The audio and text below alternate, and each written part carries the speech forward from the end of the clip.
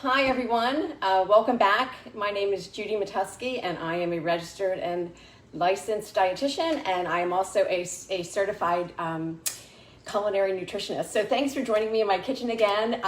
This is cooking fast and eating light, and we're trying to do everything with about 5 ingredients or less. So today we're going to go ahead and get started, because I'd like to sort of get you in and out in maybe 15 minutes. And we're going to be cooking a really interesting recipe. It's called Caramelized Shallot pasta.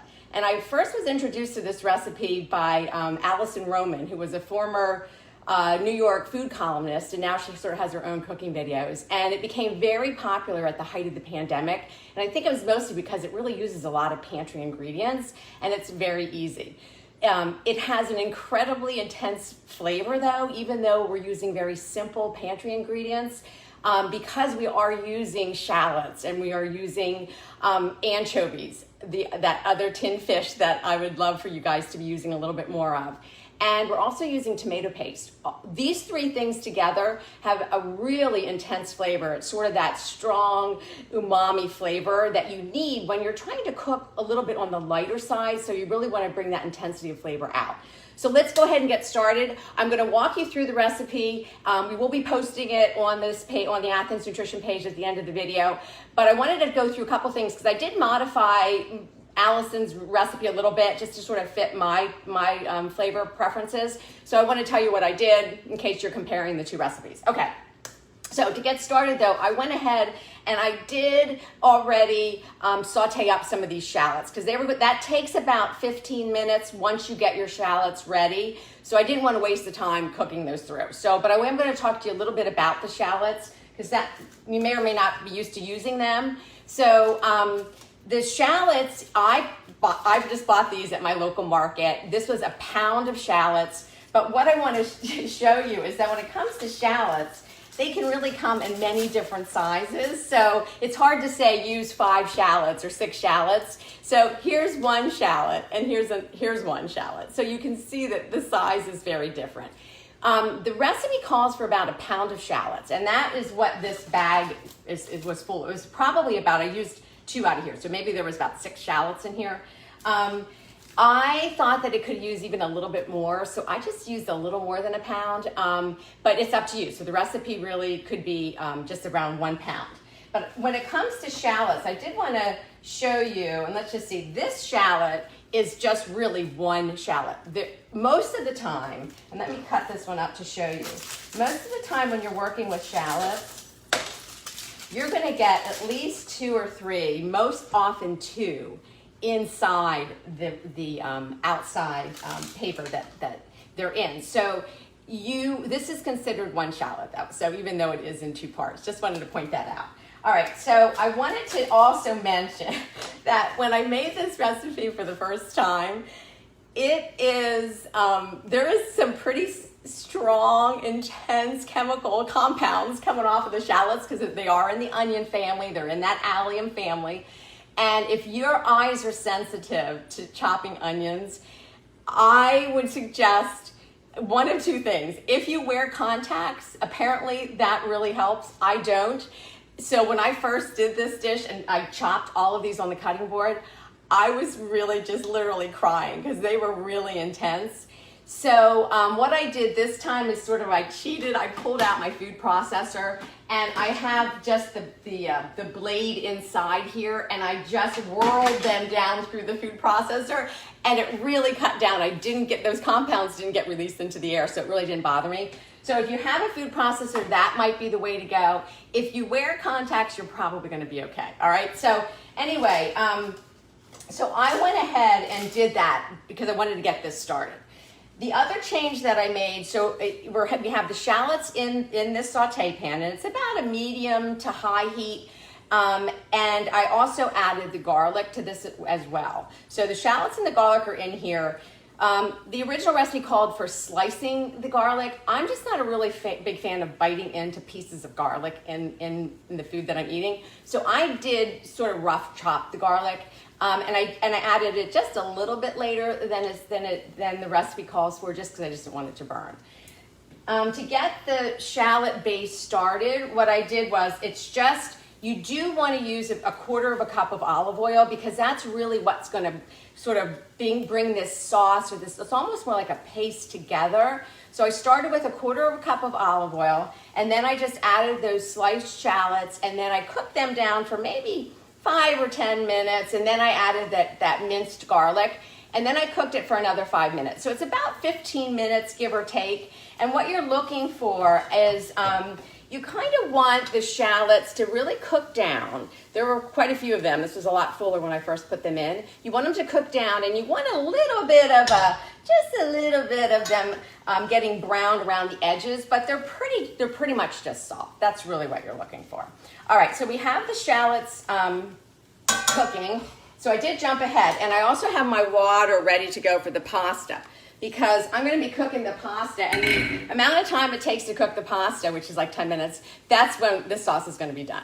So I'm going to throw the pasta in right now. I think I have it over here. And I wanted to share this brand with you. Again, I have no affiliation with this, but this Shalot brand, you can pretty much find it at most supermarkets. I'm not a huge fan all the time of whole wheat pasta, because sometimes I feel it can be a little bit too strong or a little bit too heavy of a flavor. But this particular brand I think is really good, because when you cook this up, you don't really know you're eating whole wheat pasta if that's something that's just not, it's not conducive to your flavor palette. But this brand's really good. So I'm going to get this in, and I'm going to cook it down. And again, just a whole grain pasta. It's just the one way to add whole grains to your diet. And if you can swap out the pasta and you don't mind, then why not? Because the more we can switch out whole grains for refined grains, the better. But if you're not a fan of whole wheat pasta, no worries. You can use regular pasta, that's fine. You can pick up your whole grains somewhere else. And you could also use lentil pasta in here, a bean-based pasta. You could use, obviously, a gluten-free pasta if that's a concern. But it's really it's up to you. You can use, I'm using a linguine. Alison Roman's recipe uses a bucatini. You could use, really, I think almost any shape of pasta could work with this. So it's really just up to you. All right, so I'm going to get this pasta going because I want this to cook while we're finishing off this sauce. All right, so that's pretty good to go. All right, so let me just move a few things. And I know I'm kind of sort of squeezed in over here in this corner, but I wanted to be able to have the camera angle on the stove for this particular video. So what we're going to do is we're going to add a couple of ingredients. I just want to share them with you so that we can talk about them real quick, just culinarily and also just from a nutrition perspective. All right, so we are using anchovies, and again, those are these little flavor bombs I think of. If you're not sure about them, they work really well in sauces. So they're just bringing that really nice, intense depth of flavor to a sauce without it being fishy. And that's what they're doing here, in addition to this caramelized shallot. So I have two different types of anchovies I'll share with you. These are ones that I got at Costco, and they look like anchovies. They're just that flat sort of fillet that we're most familiar with. And then I picked up these at more of a specialty market. And these are wild anchovies, and they look a little bit more like sardines. They're a little meatier. I'm going to use these in this recipe with a few of the other flat ones, but you do want a full tin of anchovies. So you're going to open the tin, and you're not going to have to worry about having any of them left over, which is ideal because, again, you don't necessarily want like some leftover anchovies in your refrigerator, because that obviously cannot smell the best. But you can just add them right into the shallots, and we're just going to cook them down a little bit. They will just break up and disappear into the pasta. I'm going to add a few more because that tin only had about maybe 8 anchovies in it. We want at least like 12 because you really do want that flavor, because this is, it's really the anchovies, the tomato paste, and the caramelized shallots. That is what this sauce is, so you really do want that flavor. And a few extra anchovies will just add a little bit more depth there. Okay, so we're going to cook this down, and I'll angle this down a little bit so you can see that when I get my pasta going. So they're just going to break up, and at the same time, we're going to add the tomato paste. And when you're working with tomato paste, one thing that's really nice to keep in mind is that tomato paste is has a nice, rich, intense flavor, obviously, because it's cooked down tomatoes and all the water's been removed from the tomato. It also, when you caramelize it a little bit or give it some time to cook at the bottom of the pan before you're adding liquids, the tomato paste will brown a little bit, and it really does pick up a nicer, richer flavor. So that's what we're going to do, and I'm going to add it right now, but I did want to show you, I took the top off of the tomato paste, and I'm just going to turn it right upside down, and I'm going to take the bottom off right now with my can opener, because this is a little trick if you're not used to doing, rather than trying to dig in there and try to get all that tomato paste out of the can, because we are using the whole thing. If you just take the top off, right, or the bottom off at this point, and you just push all the way down, then that whole tube of tomato paste is going to come right through, and then just pull off, careful, but pull off the lid or the bottom, and we're going to throw it out. But that's just a way to get a real clean drop of the tomato paste right into what you're cooking. All right, so we are cooking this down. I'm going to turn up the heat a little bit. It is like a medium-high heat. We don't necessarily want these to totally brown, but we do want to pick up that flavor from everything. All right, so here we go. Now, I took a few liberties. I am cooking with 5 ingredients or less, and I'm sticking to that. But with this recipe, here are my ground rules, all right? So when it comes to a recipe, I'm really not counting salt and pepper, and I'm not counting olive oil, because those are things I think that are real pantry staples that everyone has, and or if you don't, you should. So they don't get counted into the ingredient list. So the main ingredients in here, we have our shallots, we have our anchovies, we have our tomato paste, and we have our garlic, and then we have our pasta. So those are the main ingredients that we're using. And then there's some optional ones. In the recipe, Alison Roman's recipe, she tops this with a mixture of some chopped basil and fresh garlic. Two things. I love herbs, and of all the herbs, parsley is just probably lower on my list of my flavor preferences. And I just don't like fresh garlic like that. That's just too intense for me. So what I did was, because, again, my husband, who's a fabulous gardener, we have some beautiful basil growing in the garden. So I'm going to chop up some basil to finish this dish. And I am going to give it a little sprinkle of some Parmesan cheese just to finish it. You could skip both of those. Not necessary, but that's just kind of a nice way to finish it. And I am going to, if you like a little bit of intensity of heat, and again, these are all optional ingredients, you can sprinkle in some hot pepper, some red pepper flakes. I'm going to do that because I do kind of like that little bit of heat in there. So just going to sprinkle maybe a 1/4 teaspoon. All right, so let's cook this down.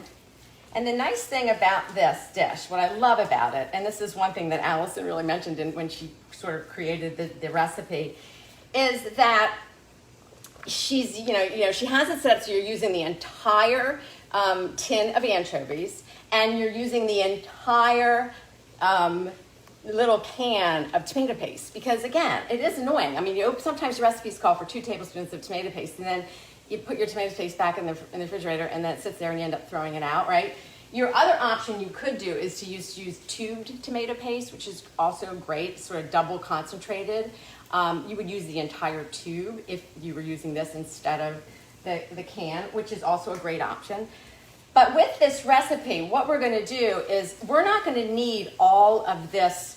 Right now I'm saying sauce. It does look a little bit thick, and we're going to add a little bit of the pasta water to it to thin it down. But it does look a little bit thick, and that's a good thing, because again, we really want that intense flavor. But we're only going to use half of this for the amount of pasta that we're using.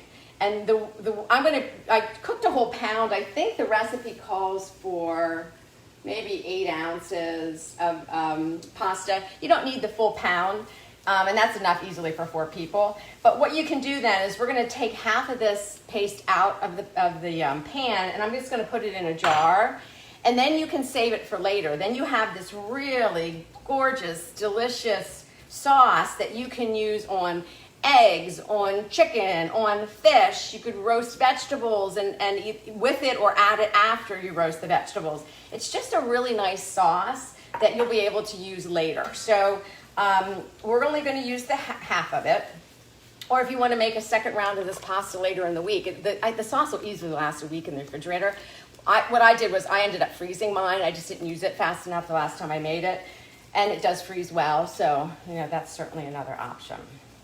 All right, so we have this all cooked down, and I'll just hold it up for you. Let me just grab some, excuse me 1 second here. I'm going to grab a little bit of some hot pads. All right, so that's what we're looking for. It's pretty intense. It's starting to brown up. The tomato paste went from sort of that red color to more of a sort of like a deep brick kind of color, and that's what we want. So at this point, I'm going to take out about half of this sauce or this paste, and I'm going to just put it in the jar, and then I will be using this a little later. Pop it in the fridge. So just kind of eyeball about half. Okay, I'd say that's about half. All right, so I'm going to put that aside. And then if you want to, you can season it with a little salt and pepper at this point. Just a little bit. I wouldn't over salt it because these anchovies are really salty. So you might want to just taste test it. When it comes to salt and cooking, I think one of the big differences between sort of home cooks and chefs is that chefs use a lot of salt. And they layer that salt every step of the way. And it's a way to build flavor without it becoming too salty. But certainly as a dietitian, I am not a fan of using a lot of sodium. I think you need enough for the flavor without it being overwhelming and getting that sodium level way too high. So I don't tend to do that. I sort of salt in the beginning a little bit, then maybe taste test it, and then maybe salt at the end. Finishing with salt rather than cooking at every step of the way. All right, so this is good to go. Now, what we're going to do, my pasta is done. I'm going to take it off the timer. So I'm going to move this over, and all we're going to do is take the pasta directly out of the pasta pot and put it right into the pan. And again, if possible, all about minimizing the amount of dishes that you have to clean at the end. So that's always a good thing.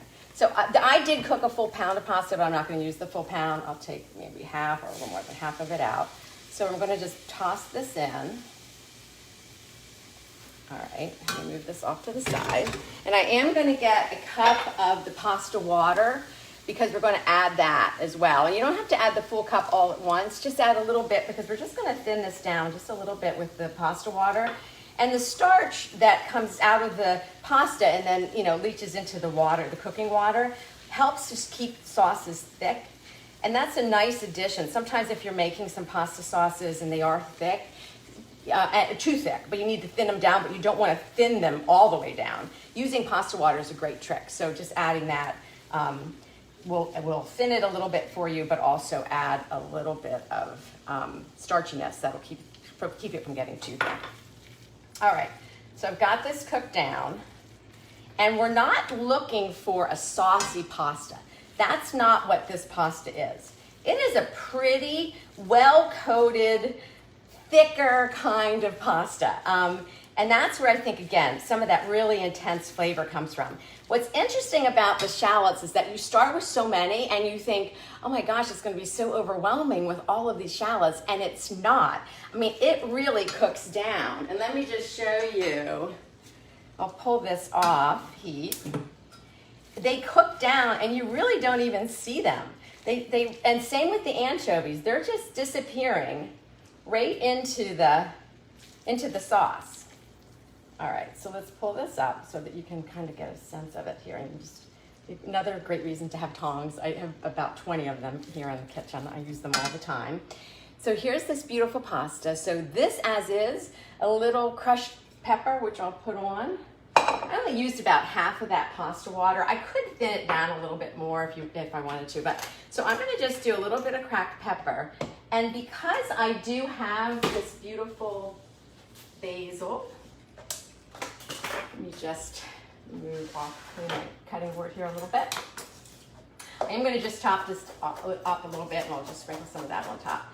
Now, the one thing with pasta, I feel like we always think we have to finish it with cheese, and I don't know that you always do. I know it's great, and I love it too, but you don't always have to do cheese on top of this, on top of a pasta. If you have some really great fresh herbs, that would be a great way to go.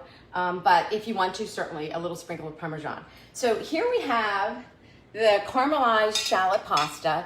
Other than cooking those shallots for like 15 minutes ahead of time, this really does come together in 10 minutes. And it has a really incredible, intense flavor, which is, I think, really just pretty lovely. All right, so here you go.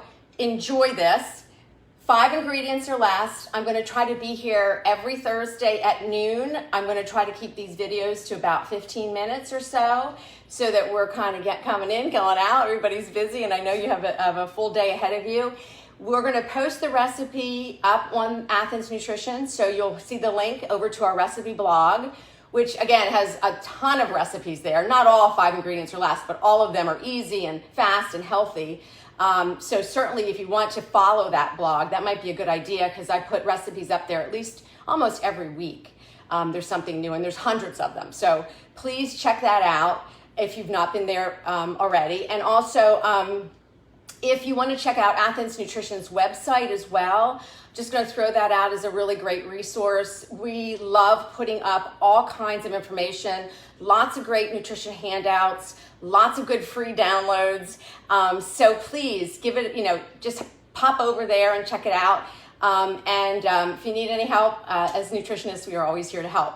All right, well, enjoy this recipe. I hope I see you next week, same time, same place, here in my kitchen. Enjoy the day, and I will see you in another week. Take care. Bye-bye.